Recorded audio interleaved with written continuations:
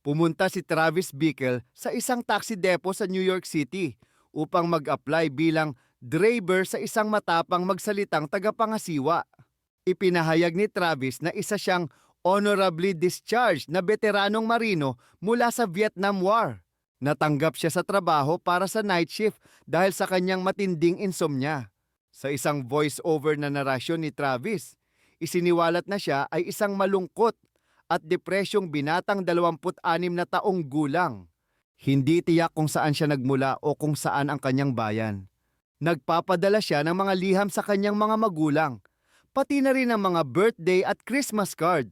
Ngunit nagsisinungaling siya tungkol sa kanyang buhay at sinasabing nagtatrabaho siya para sa Secret Service. Ginugugol ni Travis ang kanyang mga walang kapayapang araw nang mag-isa sa kanyang maliit at sira-sirang apartment sa isang bahagi ng Manhattan o kaya'y sa mga mumurahing sinehang nagpapalabas ng porno sa paligid ng ika-42 kalye. Sa isa sa mga sinehang iyon, sinubukan niyang manligaw sa babaeng nagtitinda sa concession stand pero nabigo siya. Nagtatrabaho siya ng 12 hanggang 14 na oras tuwing gabi at madaling araw. Naghahatid ng mga pasahero sa 5 borough ng New York City. Minsan, sa kanyang mga pahinga, pumupunta siya sa isang all-night diner upang kumain o uminom ng kape, kung saan nagtitipon-tipon din ang ibang mga taxi driver habang nakabreak. Isa sa kanila ay isang nagpapakilalang pilosopong nagngangalang Wizard. Habang nagmamaneho ng taxi, napansin at unti-unting nahumaling si Travis sa isang babaeng nagngangalang Betsy, isang volunteer sa kampanya ni Senator Charles Palantine ng New York na tumatakbo para sa nominasyon sa pagkapangulo at nangangakong magdadala ng malaking pagbabagong panlipunan. Pinagmamasdan ni Travis si Betsy habang nakikipagbiruan ito sa isang katrabaho na nagngangalang Tom. Nag-ipon ng lakas ng loob si Travis upang ayain siya at sa simulay naakit si Betsy sa kanya. Pumayag si Betsy na makipag-date matapos siyang landiin ni Travis habang nagkakape at ipinakita ang simpatiya sa tila kalungkutan din ni Betsy. Lalong nadidismaya si Travis sa kanyang palagay na pagkabulok ng moralidad sa kanyang paligid. Isang gabi habang nasa duty, sumakay sa kanyang taxi si Iris, isang 12 taong gulang na batang patutot na sumusubok tumakas mula sa kanyang bugaw. Hindi agad nakaalis si Travis kaya naabutan sila ng bugaw na si Sport. Pilit na hinila ni Sport si Iris palabas ng taxi at iniabot kay Travis ang isang lukot na $20 bilang suhol para manahimik at huwag magsumbong. Sa isa sa kanyang mga biyahe, nasakay ni Travis si Senator Palantine kasama ang isa niyang aide. Sinabi ni Travis sa senador na balak niyang iboto ito. Tinanong siya ng senador, ano ang isang bagay na talagang kinaiinisan mo? At tumugon si Travis na gusto niyang linisin ng susunod na presidente ang mga basura sa lungsod ng New York. Sa kanilang date, dahil sa kakulangan ni Travis sa kaalaman sa pakikitungo sa tao, dinala niya si Betsy sa isang porno theater upang manood ng isang Swedish na sex education na pelikula. Na-offend si Betsy kaya umalis siya at umuwi mag-isa sakay ng taxi. Kinabukasan, sinubukan ni Travis na makipag-ayos kay Betsy.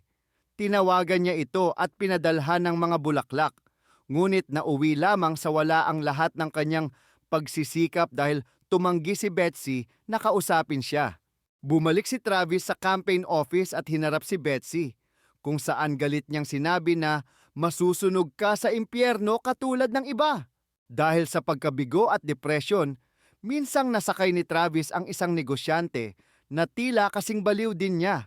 Inutusan siya ng lalaki na iparada ang taxi sa harap ng isang gusali habang pinatatakbo pa rin ang metro. Itinuro ng lalaki ang isang babae sa bintana at sinabing iyon ang kanyang asawa na nasa apartment ng kalaguyo nito. Sinabi pa ng lalaki kay Travis na balak niyang patayin ang dalawa. Lalong nagiging marahas ang mga naiisip ni Travis. Labis siyang nadidismaya sa mga karaniwang krimen sa kalsada lalo na ang prostitusyon na nasasaksihan niya habang nagmamaneho sa lungsod. At dito niya unti-unting itinuon ang kanyang pagkabigo. Sa tulong ng isa sa kanyang kapwa taxi driver, dinala si Travis sa isang apartment sa Brooklyn kung saan siya bumili ng ilang armas mula sa isang iligal na nagbebenta ng droga at baril na nagngangalang Andy. Kabilang sa mga binili niya ang isang malaking 44 caliber Magnum revolver, isang 38 caliber snub-nose revolver, isang 25 caliber semi-automatic pistol at isa pang 32 caliber revolver. Unti-unting nagkakaroon si Travis ng nakakabahalang interes sa mga pampublikong pagdalo ni Senator Palatin at tila sinisisi niya ang kandidato sa pagkapresidente sa kanyang kabiguang mapasagot si Betsy. At marahil ay balak na rin niyang isama ang amo nito sa kanyang lumalawak na listahan ng mga target. Sa kanyang apartment kasama ng mga bagong biling baril, sinimulan ni Travis ang isang masidhing programang pisikal na pagsasanay at paulit-ulit na nag-iensayo ng isang nakakatakot na talumpati sa harap ng salamin, habang binubunot ang isang baril na nakakabit sa isang homemade sliding holster sa kanyang kanang braso. Kalaunan, gumagala siya sa isang rally ni Palatin at nagtanong sa isang naghihinalang Secret Service agent kung paano sumali sa serbisyo, bago siya biglang naglaho sa gitna ng karamihan. Sa isang di sinasadyang warm-up isang gabi, aksidenteng napadaan si Travis sa isang grocery na kasalukuyang ninanakawan. Walang pag-aatubili niyang binaril sa mukha ang magnanakaw gamit ang 38 caliber snub-nose revolver. Sa gitna ng kakaibang karahasan, hinimok pa ng may-ari ng grocery na si Melio na naaawa kay Travis, na tumakas sa lugar at iwan ang ginamit na baril. Pagkaalis ni Travis, pinagpapalo naman ni Melio hanggang sa mamatay ang sugatang magnanakaw gamit ang isang bakal na tubo.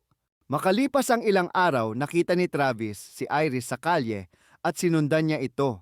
Kinabukasan, lumapit si Travis at nagsabing gusto niyang bayaran ang oras ni Iris, kaya't dinala siya kay Sport.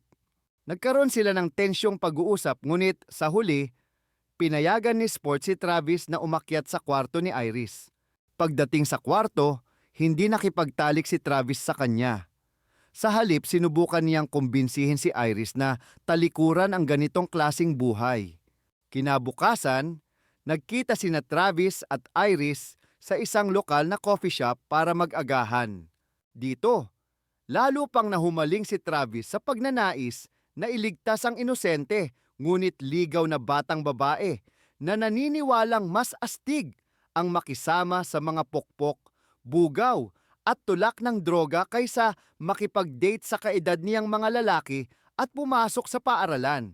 Pinag-isipan ni Iris ang alok ni Travis, ngunit muli siyang naakit at napaniwala ni Sport na manatili, habang tila palihim na pinagmamasdan ni Travis ang lahat mula sa kanyang taxi sa labas ng bintana. Sumulat si Travis ng isang liham kay Iris. Iniwan ang lahat ng kanyang pera at isinulat doon na hindi niya balak na mabuhay pa.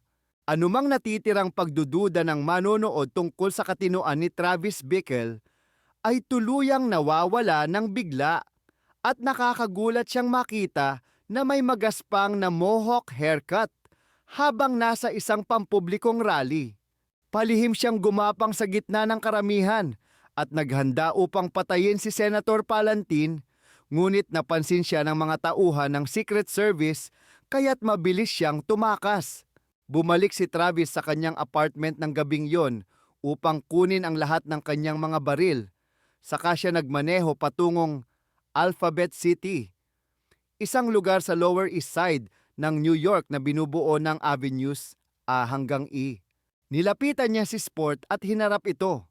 Nang ihagis ni Sport ang isang sinding sigarilyo sa kanya, sinabi ni Travis ang "Suck on this" at binaril si Sport sa tiyan gamit ang 44 Magnum. Pagpasok niya sa brothel, pinasabog niya ang kamay ng bantay gamit ang Magnum. Sinundan siya ni Sport at tinamaan ng bala ang leeg ni Travis, dahilan upang umagos ang dugo mula sa kanyang arterya. Gayunpaman, pinutukan muli ni Travis si Sport gamit ang isa sa kanyang mga baril at napatay ito. Muli niyang binaril ang sumisigaw na bantay na humahabol sa kanya paakyat ng hagdan. Kasabay ng pagsampal dito, ang customer ni Iris na isang mafioso ay binaril si Travis sa braso. Ganti namang binaril ni Travis sa mukha ang lalaki gamit ang maliit na 0.25 caliber pistol. Sinunggaban naman siya ng bantay pero sinaksak ito ni Travis sa kamay. At sa huli ay binaril ito sa ulo na ikinamatay nito. Pagkatapos, kalmado niyang sinubukang paulit-ulit na barilin ang sarili sa ilalim ng kanyang baba, ngunit wala nang laman ang alinmang baril. Kaya't naupo na lamang siya sa isang sofa habang hinihintay ang pagdating ng mga pulis. Pagdating ng mga pulis, duguan si Travis at ginaya ang pagbaril sa sariling ulo gamit ang kanyang daliri. Saka tila mapayapang napaisip tungkol sa kaguluhan at patayan na kanyang iniwan. Isang maikling epilogo ang nagpapakita kay Travis na unti-unting nagpapagaling mula sa nangyaring insidente. Nakatanggap siya ng isang sulat kamay mula sa mga magulang ni Iris na nagpapasalamat sa kanya sa pagligtas sa kanilang anak. At itinuturing din siyang bayani ng media batay sa mga clipping ng pahayagan.